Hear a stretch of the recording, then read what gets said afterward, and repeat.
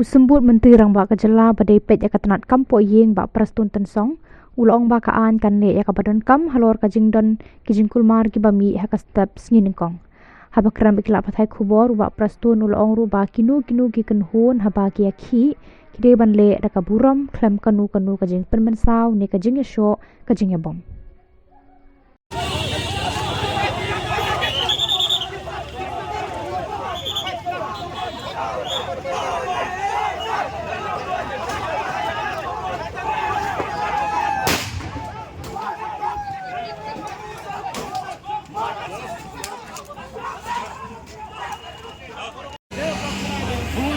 Mobile phone कर रहा है हाँ वीडियो बनाएगा तो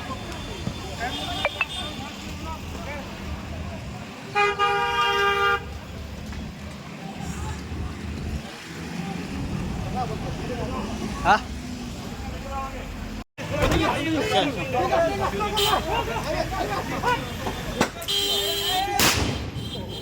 कैसे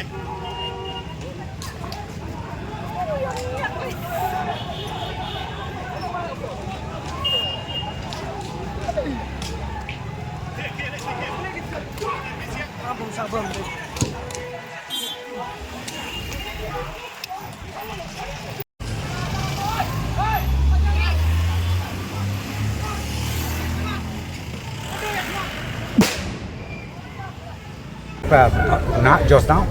Oh, it is being controlled. It's being controlled. Let me rush back to office. Then maybe you can get the update. Maybe in the maybe in the evening at around 6 o'clock. Okay. Yeah.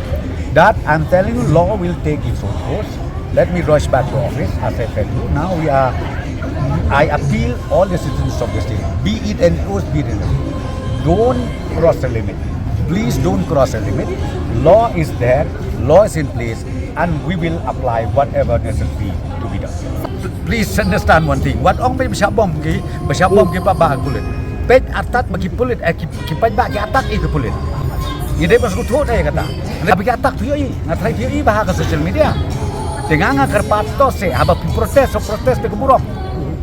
Naya penmensau, naya yang naya syok, naya dat. Nomor baka anga don. Tesre itu lagi apa teng ki ong hanaba lebe nyu kulit. Hatu kulit uju pekai. Ni hamban le ka bede man le. Ketaka de ka bangak kwa benong. So benong ba kinu ni ai kalat kat kum ka kendon jo ka constitution jo India. Ba ngimla ban sim. Ia ka anya la bejong ti.